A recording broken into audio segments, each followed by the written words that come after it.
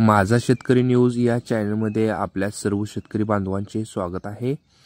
आज दिनांक 18 जून 2025 वार बुधवार सकाळी 6 वाजताची उजनी धरणाची अपडेट आता आपण पाहूया। उजनी धरणामध्ये 18,021 क्युसेक इतका विसर्ग सुरू आहे। उजनी धरणाचा एकूण पाणीसाठा 92.99 TMC इतका झाला आहे। उपयुक्त पाणीसाठा 29.33 TMC इतका झाला आहे। 54.75% उजनी धरण भरलेला आहे।